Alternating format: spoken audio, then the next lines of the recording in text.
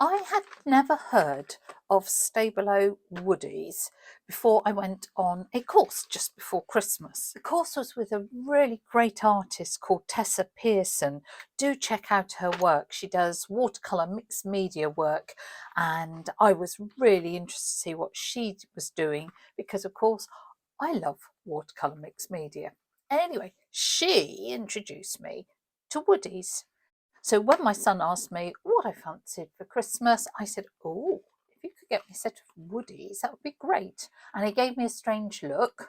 And I said, they're crayons, it's okay. So here they are. And I thought I would have a go at swatching them out and seeing how they behave. So first things first, Woodies are actually children's crayons.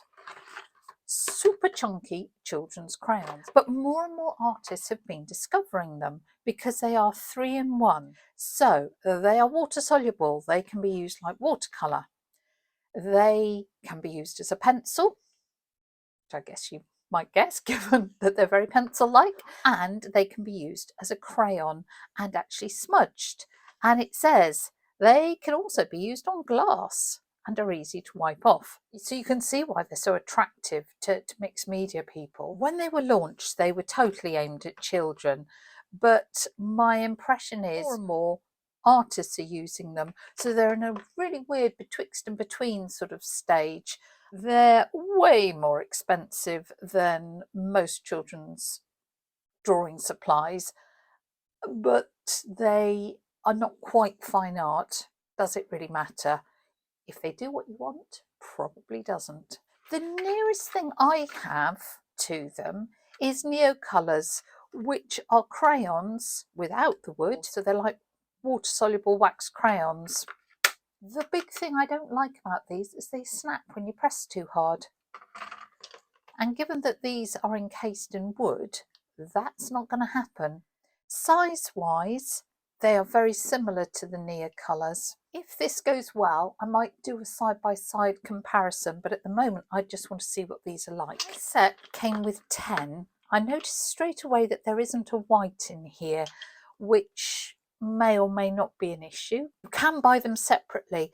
As far as I understand, there are only 28 colours in the range. Most importantly, it comes with a nice big fat sharpener.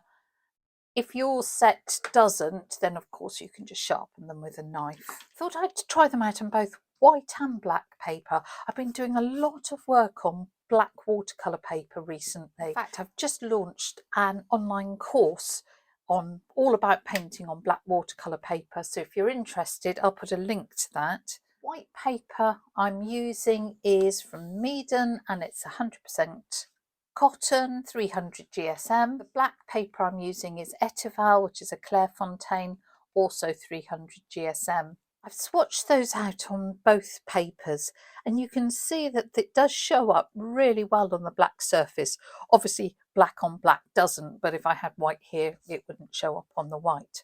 What I want to do is see how it comes out to watercolour just by adding a little bit of water and it dissolves really nicely. Go over that, you lose all the crayon texture totally. Seem to get a really nice vibrant wash. Yeah, looking at those swatches, I say the pink isn't very pigmented, which potentially is no surprise. Obviously it's a pastel colour, it's not really showing up. The rest came out really nicely. Right, let's look on the black.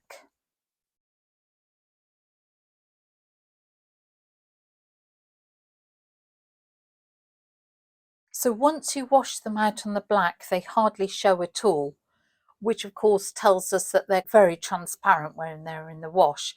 So already I would be thinking to myself, okay, if I'm using black paper, these are absolutely not the thing for producing a wash, but maybe I would use them for nice creamy marks on top. That is the first of the ways you can use it. That's the watercolour bit of it. Then of course you can use it as pencil. And what I think is so good about these is they're so chunky. Centimetre sort of lead in it. You cannot do terribly tight little drawing marks. You can get fairly fine marks, but you're going to have to be pretty expressive, which if you're trying to loosen up your work could be really good for you. And then the third way they recommend is as a crayon. So if I put some down, you can sort of smudge it, and maybe wonder if I can blend those colours quite evenly.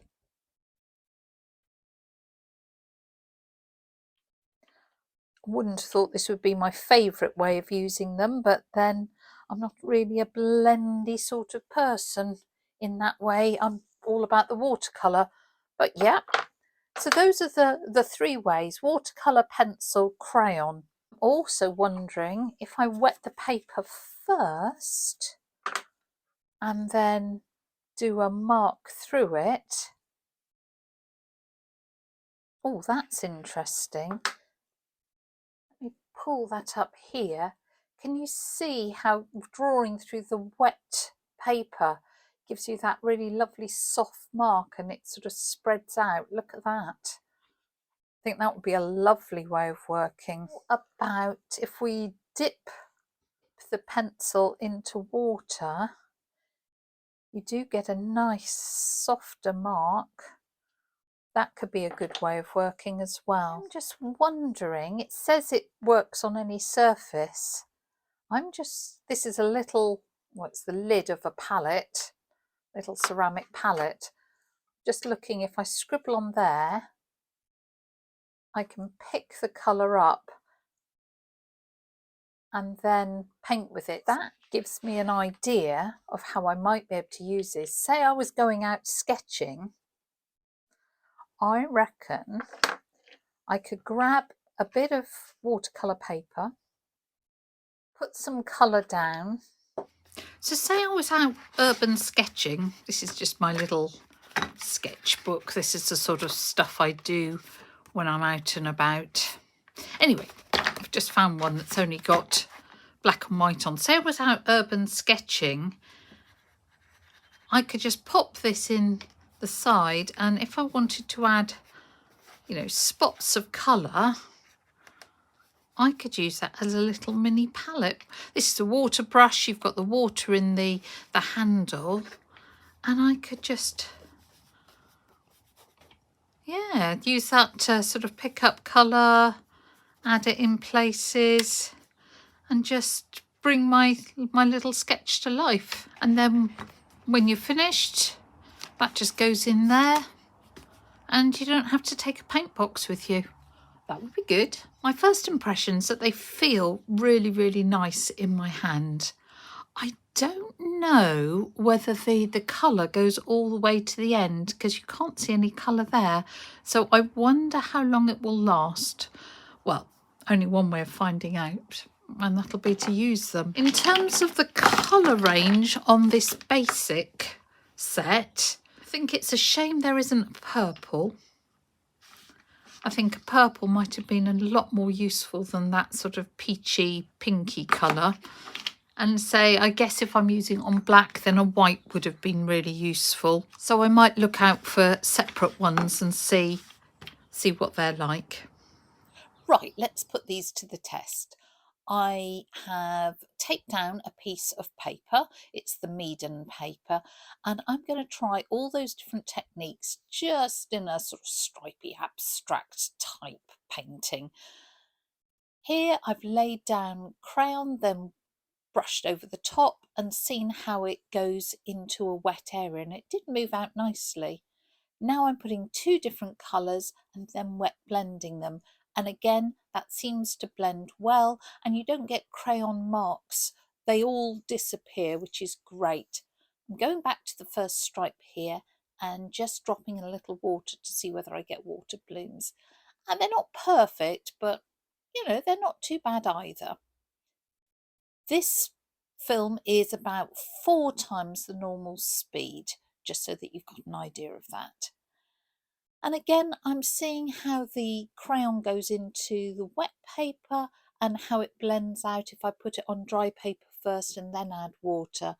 And I think I prefer it being a wet paper and then putting the paint down. Again, I'm going back here and just seeing how the water goes in. Right, what I was doing there was putting the crayon down and then picking it up and using it like a paint. So I've just put it on that palette lid. Anything smooth, like a old credit card or something, would be perfect. And it makes a nice wash that you can paint with.